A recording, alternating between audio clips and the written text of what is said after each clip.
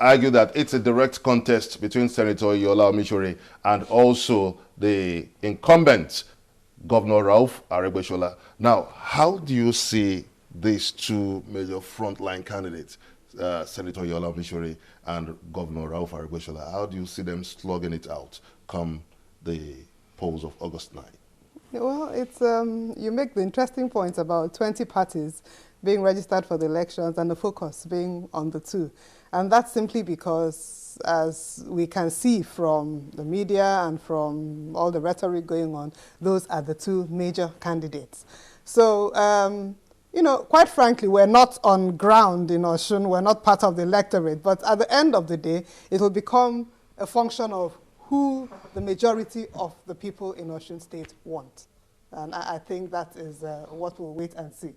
Okay, now we'll be analyzing these two major candidates, Senator Yola Omishore, that has the controversy of Bola Ige's death. He's been discharged and acquitted, and good enough we have lawyers here. They'll be telling us what that means for a prospective candidate. And we also have Governor Ralph Aregbesola that enjoys the power of incumbency and is going for the second term. And don't forget that we can't take away the political savvy of Senator Yola Omishore, the man who won election from the prison. Now, let me take you up on that. How would you comment on this, the pedigree of these two candidates?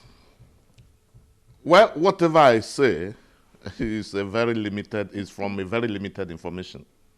You know, first, about the incumbent governor. He's been there for almost 4 years.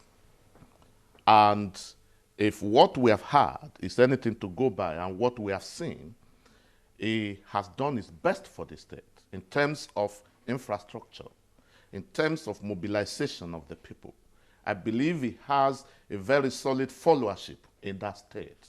As for the pedigree of his arch-rival, Senator Yola Omishore, I know little, and I must confess to that. But he is a senator. I've not really had much. The former deputy governor? Yes, I've not really had much about his contributions on the floor of the Senate. And he's also a two-time senator. Very good. Then I ought to have seen much, because the Senate is the upper house. And there are some of the names in that house that I can mention, not only because of the frequency at which they contribute in the debates, but the quality of their debates, the research they put into their contributions. But suffice to say that the people that we decide are the electorates.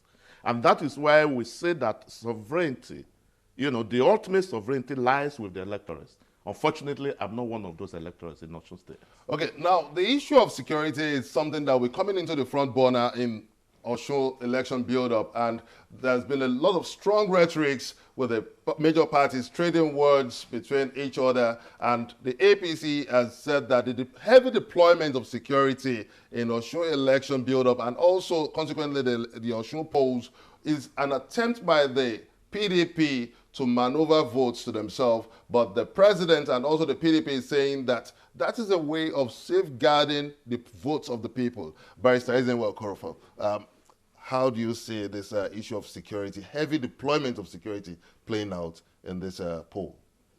Well, to be quite honest with you, ordinarily, my position would have been that the deployment of security is a good idea, because we have a security challenge in the nation, and it doesn't matter that our challenges right now are up north.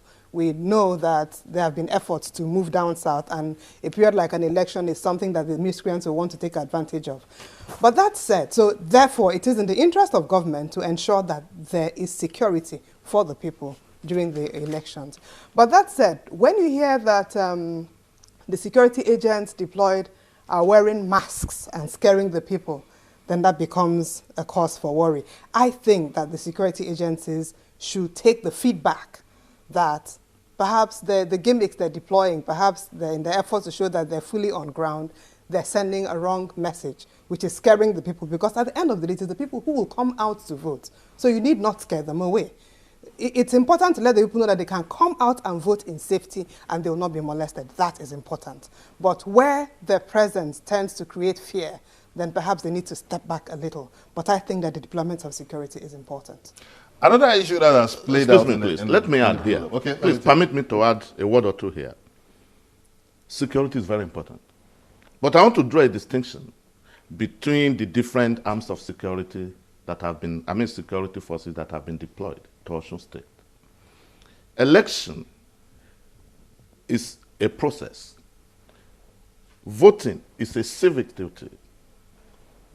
And to that extent, you can deploy maximum number of policemen that may be available, the SSS, the civil defense. I'm one person, and I've said it over and over again in a program of this nature, that deployment of military soldiers for election purposes is not right.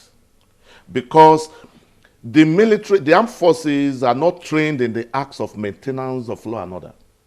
It is the duty of civil authorities to maintain law and order, and that is the police. We have the regular police, we have the mobile police force.